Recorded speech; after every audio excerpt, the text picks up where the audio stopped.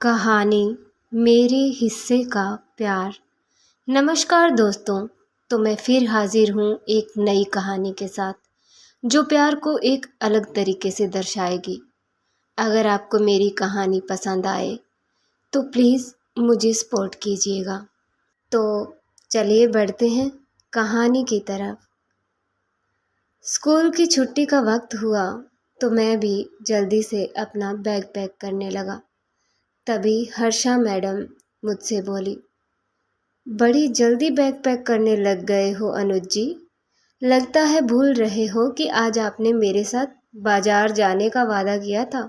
हाँ, लेकिन मैंने कहना चाहा तो उन्होंने मेरी बात काट दी। आप अपने वादे से मुकर नहीं सकते। मुकर नहीं रहा, लेकिन आज नहीं हर्षा जी। फिर कभी पक्का चलूँगा, पर आज नहीं। इतना कहकर मैं अपना बैग कंधे पर टांगे बाहर निकल आया और घड़ी में वक्त देखते ही जल्दी में अपनी बाइक स्टार्ट कर निकल गया। हर्षा मैडम कुछ कह भी रही थी शायद, पर मुझे तो उनकी आवाज़ सुनाई ही नहीं दे रही थी, क्योंकि मुझे तो जल्दी से पहुंचना था उनके पास।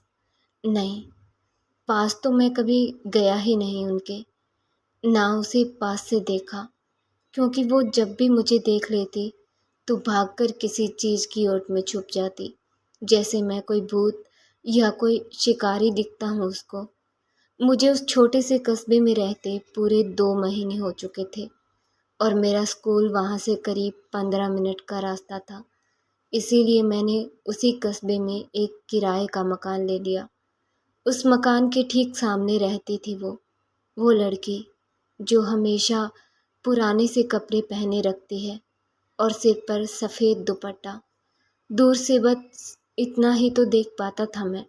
एक रोज़ चाय का कप लिए खिड़की पर आया तो मेरी नज़र उस आंगन में चली गई, जहाँ वो लड़की अपने उस बड़े से आंगन में लगे पौधों के बीच कुछ काम कर रही थी। मुझे न जाने क्या सूझी कि मैं तुरंत अंदर गया और चाय का कप टेबल पर रख अपनी वो दूरबीन उठा लाया जो मेरे पास कॉलेज टाइम से ही रखी थी। नहीं, मुझे ऐसे किसी पर नज़र नहीं रखनी चाहिए, ये गलत है। मेरे मन ने मुझे धिक्कार में डाला तो मैंने दूरबीन उसके ऊपर टिकते ही वापस हटा ली। पर मैं तो उन्हें गलत तरीके से तो नहीं देख रहा हूँ ना। मैं तो बस देखना चाहता हूँ कि वो कैसी दिखती हैं। मेरे इरादे उनके लिए बुरे नहीं हैं। मैंने अपने आप से खुद को सच्चा और शरीफ बताते हुए कहा था। कुछ देर की खुद से बहस के बाद मैंने अपने इस जिद्दी मन की सुनी और दूरबीन आंखों पर लगाए उस शीशे में उस लड़की को कैद करने की कोशिश करने लगा। जैसे ही दूरबीन में वो दिखी, मानो मैं अपना होश खो बैठा। गोरा दूध जैसा रंग, पतला चेहरा, उस पर पतले और प्राकृतिक रूप से गुलाबी होंठ, छोटी पतली नाक। कोई श्रृंगार नहीं किया हुआ था उसने, लेकिन फिर भी वो भला की खूबसूरत दिख रही थी। कितनी देर से यहीं पर पड़ी है, भीतर कितना काम है वो कौन करेगा? किसी की कर्कश और तीखी आवाज़ आई तो मैंने दूरबीन नीचे किया। एक अधेड़ उम्र की महिला उस पर चिल्ला रही थी। क्या वो उसकी माँ है? शायद, या सास। आगे बोल ही नहीं पाया मैं, या शायद बोलना नहीं चाहता था। मुझे नहीं पता था कि क्या हो रहा था मुझे, लेकिन मैं मन से उस लड़की के करीब होता जा रहा था। मैं उसे अब तक बिल्कुल भी नहीं जानता था, फिर भी पता नहीं क्यों वो मुझे अपनी सी लगने लगी थी। उसे देखने की खातिर ही मैं स्कूल से छुट्टी होते ही निकला था, क्योंकि वही वक्त था उसका आंगन में आने का। कभी कभी मैं कोशिश करता उससे बात करने की, पर वो मुझे देखते ही छुप जाया करती। मैंने जब कभी उसके मुझसे छुपने पर ध्यान नहीं दिया। मैं तो बस उसे देखकर ही खुश हो जाता। पर जब उस दिन उस अधेड़ उम्र की महिला को उसे डांटते देखा तो मुझसे बिल्कुल भी बर्दाश्त नहीं हुआ और उसी दिन शाम को मैं उनके घर गया। अरे मास्टर जी, आप कैसे आना हुआ? मेरे सामने दरवाजे पर वो अधेड़ उम्र की महिला खड़ी पूछ रही थी। जी, वो मैं एक्चुअली मेरे पास साबुन ख़त्म हो गया है। मैंने इस सवाल के बारे में सोचा ही नहीं था, तो बस कुछ भी बोल दिया। अच्छा, दुकान का पता पूछने आए हो? यहाँ से दाएं हाथ मुड़ोगे तो सामने दिख जाएगी। अपनी बात कहकर वो दरवाज़ा बंद करने लगी, तो मैंने हाथ रख रोक दिया उनको। वो अपनी घूरती आंखों से ही कारण पूछ रही थी और मैं बोला, एक्चुअली मेरी बहन आई हुई है। उसने आपके आंगन में लगे सुंदर सुंदर फूलों को देखा, तब से मुझे कह रही है कि मैं कुछ फूल उसे ला कर दूँ। तो क्या मैं वो अब भी घूर रही थी, तो मैंने बात अधूरी छोड़ दी। ठीक है, ले लीजिए। उन्होंने शायद बड़ी मुश्किल से ये जवाब दिया था। मैं अंदर चला आया और फूलों की उन क्यारियों में चला गया, जहाँ बैठकर वो दोपहर में कुछ न कुछ करती रहती थी। मैंने कई बार नज़र बचाकर घर में झाँका, लेकिन वो एक पल के लिए भी मुझे नहीं दिखी। मैं कुछ फूल लेकर वापस आ गया। उस बुढ़िया की नज़रों में भी आ गया और उनको भी नहीं देख पाया। मैंने उसे ना देख पाने का अफसोस करते हुए खुद से कहा। कुछ दिन बीत गए इस बात को। मैं फिर से उसे पहले की तरह दूर से ही देखता रहा। आज जब मैं स्कूल से लौटा तो आदतन अपना चाय का कप लेकर बालकनी में आकर खड़ा हो गया। आज वो आंगन में फूलों के बीच नहीं दिख रही। मैंने चारों तरफ देखा, लेकिन वो नहीं दिखी। मैं हार कर भीतर चला आया और आराम करने के लिए लेट गया। तभी कुछ देर बाद ही ज़ोर ज़ोर से चीखने की आवाज़ें मेरे कानों में पड़ी। मैं झटके से उठ बैठा। बालकनी में आया तो सामने के आंगन में कोई नहीं दिखा, पर आवाज़ें उसी घर से आ रही हैं। शायद ये उसी की आवाज़ है। मेरे सीने में दर्द उठा। मैं अपने पैर एक पल के लिए भी नहीं टिका पाया और दौड़ते हुए सामने के घर के दरवाजे पर पहुंच गया। दरवाज़ा बंद और दीवारें ऊंची।